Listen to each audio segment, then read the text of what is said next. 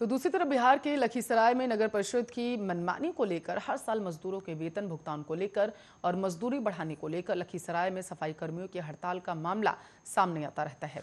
जानकारी के अनुसार नगर परिषद में 2 भागों में सफाई मजदूरों को बांटा गया, जिसमें गैर सरकारी मजदूर और सरकारी मजदूर के अलग अलग 2 डेली बेसिस मजदूर दर को निर्धारित किया जाता है, जिसको लेकर विवाद खड़ा हो गया है।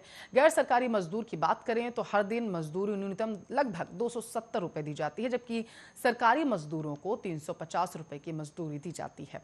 हर मजदूर नगर के तमाम वार्डों में और सड़कों पर अलग अलग मजदूरी कर नगर की सफाई करता है, जिसमें खासकर गैर सरकारी की बात करें तो लगभग 300 मजदूर काम कर रहे हैं और सरकारी सफाई कर्मी नगर परिषद में मजदूर 350 हैं।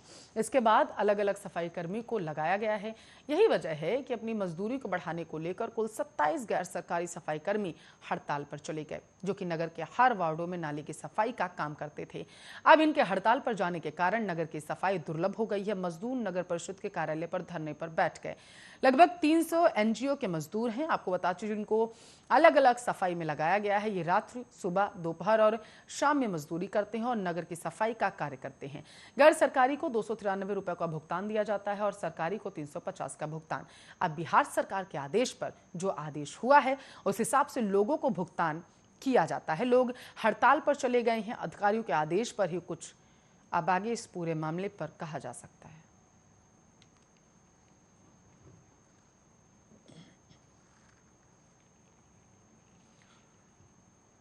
तो बिहार में छापेमारी में लाखों लीटर शराब बरामद की गई है। बिहार के excise commissioner B Karthikeya Dhanji ने बताया है कि पिछले 10 दिन में पूरे राज्य में लगभग 19,175 छापेमारी की गई, जिसमें से लगभग 4,000 अभियोग दर्ज किए गए। 4,670 अभियुक्तों को गिरफ्तार कर जेल भेज दिया गया। साथ ही उन्होंने कहा है कि इसी क्रम में लगभग 1,70,000 वर्ग लीटर शराब भी बरामद की गई और 400 वाहनों को जब्त कर लिया गया। साथ ही कहा गया है कि जिन जगहों पर जहरीली शराब बनती है वहां लगातार छापेमारी की जा रही है और उन सब जगहों पर ड्रोन से निगरानी रखने की कार्रवाई लगातार जारी है।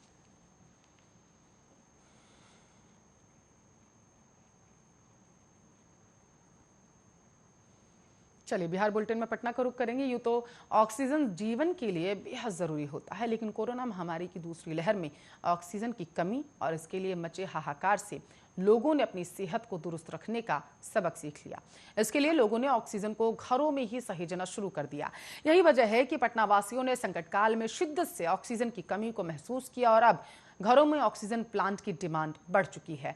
भविष्य के खतरे को देखते हुए लोग प्लांटेशन को लेकर जागरूक हो गए। खासकर महिलाओं ने घरों में प्लांटेशन का बीड़ा उठा लिया। कोरोना महामारी की दूसरी लहर में ऑक्सीजन की कमी से टूटती सांसों से लोगों ने बड़ा सबक सीखा। इसकी एक महत्ता को समझते हुए करीब हर परिवार अपने आशियानों को फुलवारी से हरियाली में बदल रहा है। आपको बताते चलें, इसके लिए सरकारी स्तर पर तो प्रयास किए ही जा रहे थे, गैर सरकारी स्तर पर भी अब लोग प्रयास करें। खासतौर पर राजधानी पटना के लोगों की लाइफस्टाइल में काफी बदलाव आया है। लोग घरों और अपार्टमेंट प्लांटेशन कर रहे हैं। खासतौर पर वैसे पौधों को लगा रहे हैं जो 24 घंटे ऑक्सीजन छोड़ते हैं।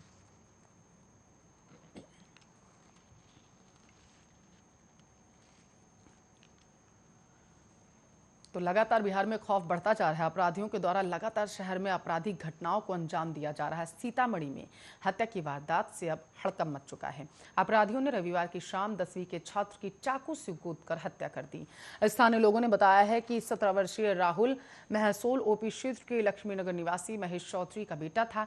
परिजनों ने बताया है कि राहुल रविवार की शाम 4 बजे घर से निकला था और शाम 6 बजे सदर अस्पताल से उसकी मौत की खबर आई। वहीं परिजनों का कहना है कि राहुल या उनसे किसी प्रकार का कोई झगड़ा नहीं था। स्थानीय लोगों ने बताया है कि अज्ञात अपराधियों ने चाकू से राहुल के सीने पर वार किया। खून से लथपथ राहुल को सीतामढ़ी सदर अस्पताल में इलाज के लिए भर्ती कराया गया, जहां राहुल ने इलाज के दौरान दम तोड़ दिया।